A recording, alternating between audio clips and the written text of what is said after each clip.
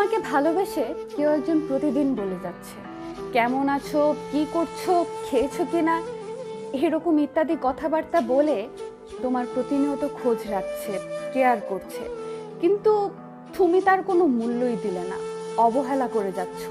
শত ব্যস্ততার মাঝেও কেউ একজন তোমাকে এইভাবে খোঁজ রাখছে, অথচ এতে তোমার কিছুই যায় আসে না, অবহেলা করেই যাচ্ছ। তোমার অবহেলা পেয়ে মানুষটা খুব কষ্ট পাবে, রাতে কেটে চোখ লাল করবে, তবুও তোমার খোঁজ রাখছে প্রতিনিয়ত।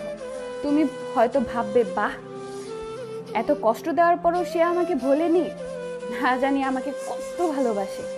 এই দুর্বলতা পেয়ে তুমি প্রতিনিয়ত অবহেলা করেই যাচ্ছ। একদিন, 2 দিন, 3 দিন, চতুর্থ দিন সে তোমার খোঁজ রাখছে না। তোমার মোবাইলে, ফোনে, মেসেজে তার কোনো সাড়া শব্দ নেই। তুমি হয়তো অবাক হয়ে যাবে, ভাববে কি ব্যাপার, আজকে তার কোনো খবর নেই কেন? তোমার মন খারাপ হয়ে যাবে। তুমি হয়তো একটু ব্যস্ত হয়ে পড়বে তার খবর নেওয়ার জন্য। অবশেষে জানতে পারবে যে মানুষটা রাতের পর রাত তোমার জন্য কেঁদে চোখ লাল করে দিত, সে এখন গভীর ঘুমে মগ্ন। যে মানুষটা তার সব কিছু বাদ দিয়ে প্রতিনিয়ত তোমার খোঁজ রাখতো, সে এখন তার বন্ধুদের সাথে ফুল মাস্তিতে আছে। যে মানুষটা 3 বেলা খাওয়ার আগে তুমি খেয়েছো কিনা জানতে চাইতো, সে এখন নিজে খেয়েই টুক করে ঘুমিয়ে পড়ছে।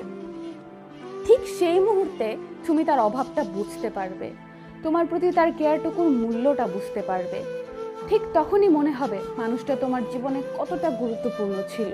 তখন ইচ্ছা করবে তাকে ফিরিয়ে আনতে, মনে মনে খুব চাইবে যে সে যেন আগের মতো তোমার কেয়ার করে। কিন্তু তখন তুমি তাকে আর পাবে না, সে ফিরে আসবে না, কারণ ততদিনে অনেক দেরি হয়ে গেছে। তুমি অনেক দেরি করে ফেলেছ। অবহেলা খুব খারাপ, অবহেলার যন্ত্রণা খুব তীব্র, কেউ সেই যন্ত্রণা পেতে চায় না।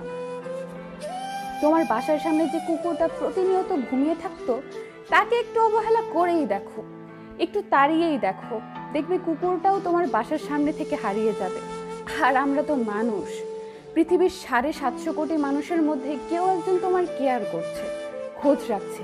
এটা যেমন তেমন কথা নয়, এটা খুব ভাগ্যের বিষয়। তাই সময় থাকতেই কারো অবহেলা করো না, কারো কেয়ারকে তুচ্ছ মনে করো না।